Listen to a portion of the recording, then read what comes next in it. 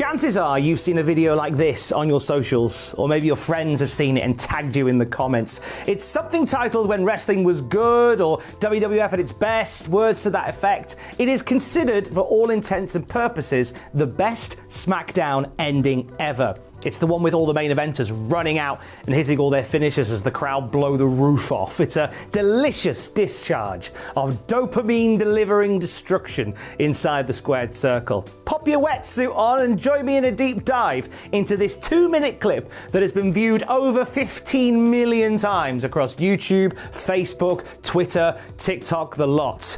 Let's take you back to the start of the best SmackDown ending ever. So it comes from episode 118 of SmackDown, taped on Tuesday, November the 13th, 2001, and broadcast in the States on November the 15th. We are at the Pepsi Arena in Albany, New York, formerly the Knickerbocker Arena, the site of Ric Flair's 1992 Royal Rumble win. It's also here, the year before, where Kurt Angle won the World Wrestling Federation title from The Rock. So there's a lot of history in this building. It's the go-home show before Survivor Series 2001, the night where the WWF will put up their best five against the top quintet from the Alliance, the WCW-ECW merger that warred with the WWF in 2001. Yes, this iconic piece of wrestling is one of the final mournful cries of the invasion angle, a potential multi-year mega feud that was shrunk down into a wet burst of summertime sadness. The main event of Survivor Series, the show where we are go-homing to on the best SmackDown ending ever, was a 5-on-5 elimination match to determine the fate, the very fate, of either the WWF or the Alliance, the losing company being forced to disband. Representing the WWF, we had The Rock, the reigning WCW World Champion, a title that he'd won recently on Raw. By this point, he also had one foot in Tinseltown. Chris Jericho was on his team. He lost said title to The Rock that week, or the week before, continuing one of the few non-WWF versus Alliance storylines at this point. And we had The Undertaker, who'd spent the summer getting annoyed with and bouncing around as many ex-WWE stars as he could get his suit bones on. Kane, who was having the run of his career in 2001, was putting on some great matches whilst working through an injured elbow. And we had The Big Show, who had been ridiculed on commentary for his weight issues after an attempt to slim down and shape up in Ohio Valley Wrestling the prior year. He was added to the match the week before, replacing Vince McMahon. Representing Team WCW/ECW, or Team Alliance, we had Shane McMahon, the storyline owner of WCW, who, along with ECW owner Stephanie McMahon Helmsley, had been the main focus of the invasion angle. We had Booker T, one of the few WCW guys who had truly cut through during the invasion, surviving a baptism of fire by an unwilling WWF locker room and a one-sided feud against The Rock. We had Rob Van Dam, the WWF Hardcore Champion, one of the brightest stars in the Alliance's hopeless galaxy, whose popularity had won him over with the fans, but his clumsiness in the ring had left many bloodied opponents writing strongly worded emails to management. We had Stone Cold Steve Austin, the WWF Champion and the leader of the Alliance. And in the final stages of his somewhat ill-fated, but not without fun, 2001 heel turn. And we had Kurt Angle, who had joined the Alliance just a few weeks prior following a nonsensical heel turn. Stone Cold and Kurt Angle had spent the summer in a bitter rivalry that saw Austin try and break Kurt Angle's neck and throw his gold medals into the Detroit River. And we saw Kurt Angle spray down the Alliance in his trusty Milkomania milk float. But forget about all that, because they're now Alliance friends. Or so it seemed. You see, back on November 5th, just before the best SmackDown ending ever, Vince McMahon had cast doubt over the loyalty of the WCW-ECW team going into the pay-per-view by revealing that there was a mole in their operation. Vince announced on live TV that Steve Austin was working undercover and would return to the WWF at Survivor Series, something that Steve Austin responded to by dropping Vince with a stunner, but not denying. Regardless, a seed of dissension had been planted heading into a must-win match for the Alliance. Right, let's get back to SmackDown on November the 15th and the night of the best SmackDown ending ever. It was described by Wrestling Observer as one of the most talked about SmackDowns in some time, and that was before the magic of mass run-in Mania.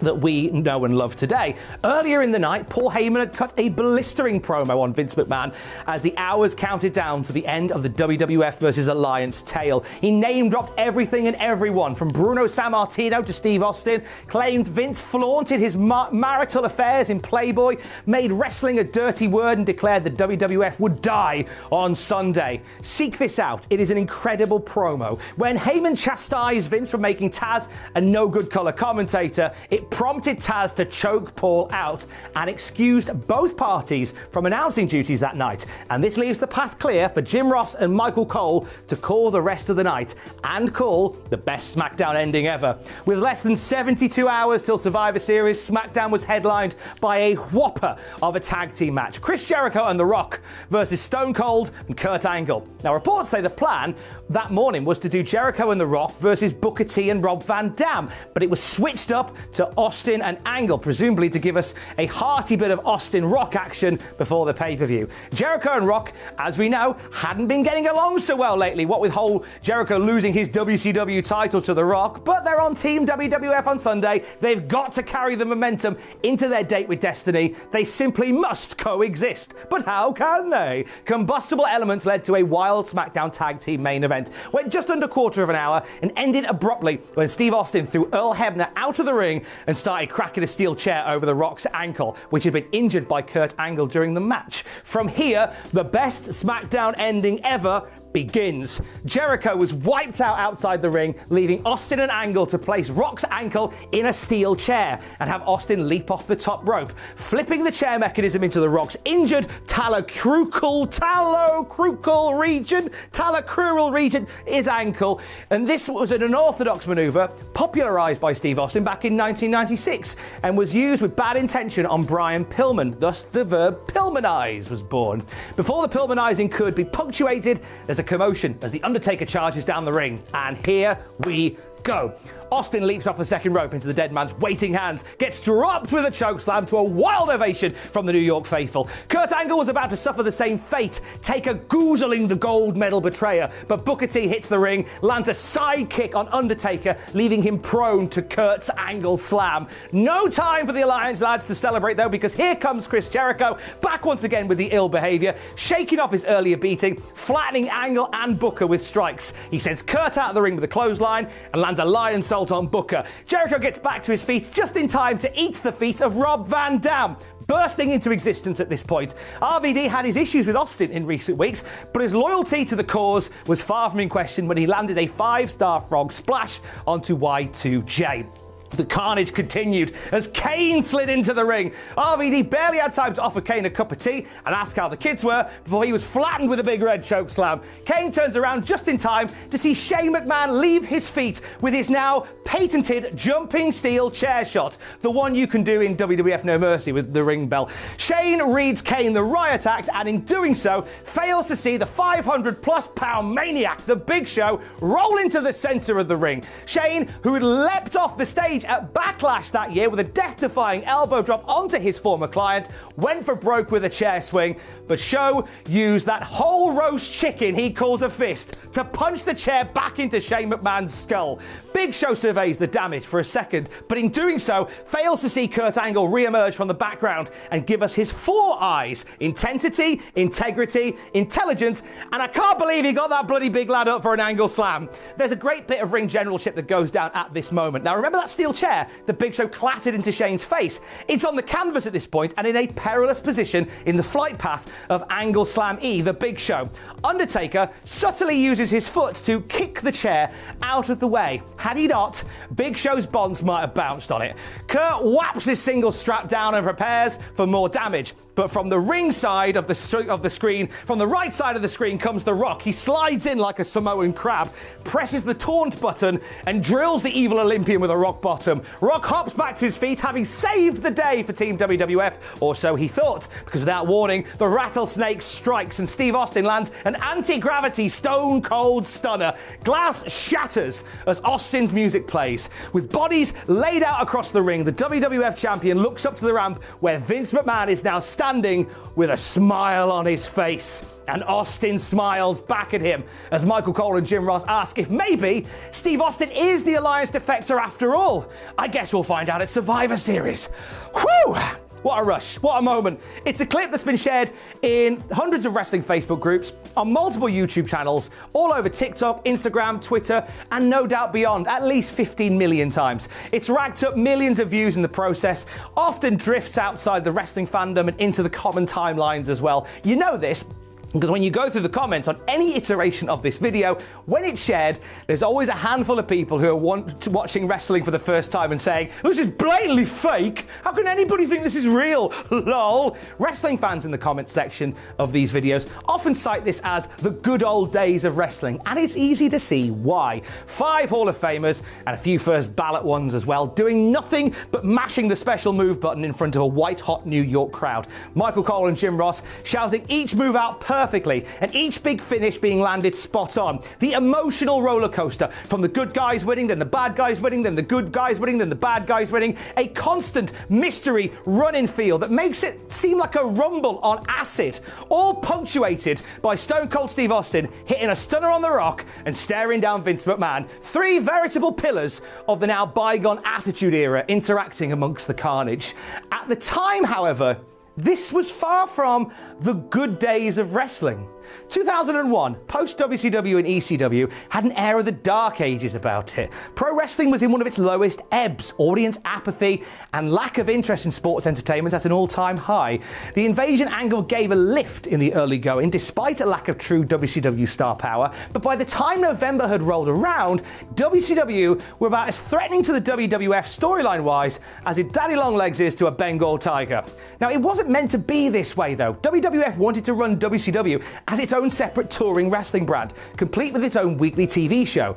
But execs had no interest in running a WWF-flavoured version of World Championship Wrestling unless they had legit WCW lifers like Sting, Kevin Nash, Scott Hall, Ric Flair and Goldberg. Those guys were sitting out their multi-million-dollar Turner deals, having made the savvy career decision to sign with WCW's parent company as opposed to WCW. Now, WWF weren't willing to buy the big stars out of their deals, as it would upset the pay structure currently in place and would cause locker room uproar. So the few WCW names that they could bring with them, including Booker T, DDP and Buff Bagwell, became a rogue faction looking to take over WWF from within, bolstered by stars from the returning ECW and even some side-swapping WWF guys too. Now, it might seem pointless me bringing all of this up, but it does shape the best SmackDown ending ever. After several months spent undervaluing and sometimes downright burying the incoming WCW and ECW roster, the Alliance had to be propped up by WWF turncoats such as Steve Austin, the Dudley Boys, and in the latter stages, Kurt Angle. Had the stars aligned and WWF had been able to bring in those heavy hitters of World Championship Wrestling, we could have seen this scene play out sensationally different. Instead of Shane McMahon hitting Undertaker with a chair, it could have been Goldberg hitting Undertaker with a spear. You don't need a Judas Angle to drop Big Show when you've got Sting coming down from the rafters to nail a Scorpion death drop. Okay. We're veering wildly into fantasy booking territory, so I will get us back on the road. Due to a lack of main players from WCW, it meant the WWF roster was being worked extra hard as well, and some were already running on fumes by the middle of 2001. After WrestleMania X7, The Rock took a leave of absence to go and make movies. A few months later, Triple H suffered a torn quad that would keep him out of the wrestling picture until U2 sang him back with Beautiful Day in 2002. We had Steve Austin, The Undertaker and Kane running as many house shows and TV shows as they could, joined by Kurt Angle, Chris Jericho and Chris Benoit to mix up the main event picture. However, they all went too hard, it seemed. Steve Austin suffered a litany of injuries that limited him to speaking roles a lot of time on TV. Kurt Angle even suffered a concussion that kept him out of the ring for a spell. Chris Benoit disappeared for neck surgery around July. The Undertaker, aware of the wear and tear on his own body, was being pushed to wrestle as much as possible alongside Kane, who also suffered a rough injury to his elbow, but powered on through it, spending most of 2001 sporting a comically sized elbow pad. Undertaker and Kane, competing in mainly tag team matches for a spell, gave them some respite, but everybody was worn out. So whilst there was frustration that ex-WCW and ECW guys were being brought into the mix, it did mean that stars like Booker T and Rob Van Dam could carry some of the load. It didn't help, however, that during this cursed year of injuries, bumps and bruises, Rob Van Dam developed a not unsubstantiated rep as reckless, having bust open multiple WWF guys over several months with his unorthodox offense. Kurt Angle caught a mouth injury at the hands of Rob Van Dam that prompted Kurt's then wife Karen to call out RVD's dangerous actions herself in a column on Kurt Angle's website. So all the more credit is due for the best SmackDown ending ever. It was orchestrated masterfully by a roster who mostly were rather beat up and burned out by the embers of 2001. And as exciting as this moment was, don't listen to what your friends say when they describe it as the glory days of the WWF. A few days before this iconic moment, 39 WWF employees were laid off, the first round of cuts the company had orchestrated since the New Generation era. Soon after the WWF investor call took place, it was announced that the World Wrestling Federation profits were down 71% on last year. Linda McMahon was on the call to not only address the financial fall-off, but also the drop-off in live attendance and ratings. Multiple WWF house shows were cancelled in 2001 due to lack of interest, Titan Towers taking the L and giving their bruised and battered roster an extra day to recover. As for the ratings, well, this SmackDown in question was down on previous weeks, and the figures would stagnate from then on through till 2002. Linda McMahon would put what she called the softness in numbers across the board down to the economic downturn in the wake of September the 11th and the terrorist attacks that happened on that day. There is indeed evidence of that being a factor. But long before that particular day, the World Wrestling Federation was facing a decline stemming from WrestleMania X7, what is traditionally called the end of the Attitude Era, with their main star turning heel, the other main star hopping over to Hollywood, and a lack of fresh people or ideas. This was a fairly uninspiring time for WWF to navigate, and fans were pretty bored. I was watching WWF religiously at this point, having got back into it in 1999, and there was a noticeable feeling of offness that came from that fateful night on April Fool's Day in Texas, and it never quite went away.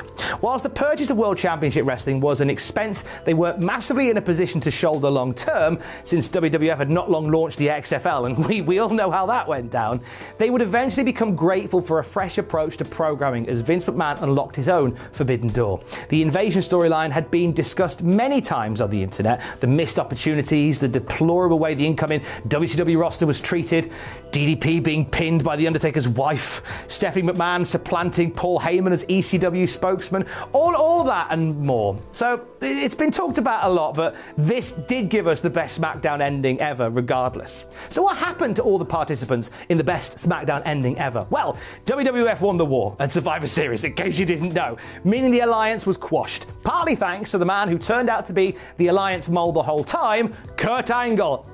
That explains why the heel turn was so rubbish and unexpected. However, Angle would get booed the night after Survivor Series after being a right arrogant arse about the whole thing. Steve Austin, now released from the shackles of a beige invasion angle, got a roaring ovation after the pay-per-view and assumed duties as top babyface like nothing had happened. Partly in thanks to his new co-owner, the new co-owner of the WWF. More on that in a moment. Some just gravitated to other rivalries and storylines. Big Show and Kane becoming a big lad tag team for a spell, for example. Undertaker took a trip to the dark side with a haircut and a heel turn, forcing beloved commentator Jim Ross to join Vince McMahon's Kiss My Ass Club. Chris Jericho was in the Bad Boy gang as well after attacking The Rock during the Survivor Series match itself. But that mean streak would lead him to become the first wrestler to win the ultimate big one, pinning Steve Austin and The Rock in the same night to become the undisputed WWF champion. As for The Rock, well, before Hollywood, he had a date with Hollywood, if you know what I mean. The WCW guys didn't really lose their jobs either. Booker T was hired by Vince McMahon and had a short-run rivalry with Steve Austin, one that saw Steve Austin kick the bejesus out of Booker around a supermarket, another popular WWF clip that you may have seen on your timelines. Whereas Rob Van Dam, by virtue of holding the hardcore title, was brought into the company and became a beloved babyface upper mid-carder, which was cool. In the wake of the Alliance story, we had a bizarre epilogue, one that would have probably fit better as a prologue. Ric Flair, Kevin Nash, Scott Hall, and Hollywood Hulk Hogan would all sign with the WWF in the months that follow, becoming characters on TV ahead of WWF splitting its roster in twain via the first ever draft. Two separate touring companies populated by the best from the WWF and the big names of WCW, something that arguably should have happened long before this moment. Now, had it done so, we would have had a very different 2001 in the World Wrestling Federation. For better or worse, there were moments where the spark came back during this year. The Invasion pay-per-view had a special aura about it. SummerSlam 2001 was a solid event. No Mercy 2001 was highly enjoyable, and we did get some classic TV moments thrown in and around the mistreatment of the reanimated Atlanta corpse known as the Alliance. And one of those moments was, still is, and forever will be, the best SmackDown ending ever. Stay safe. Love you. Bye.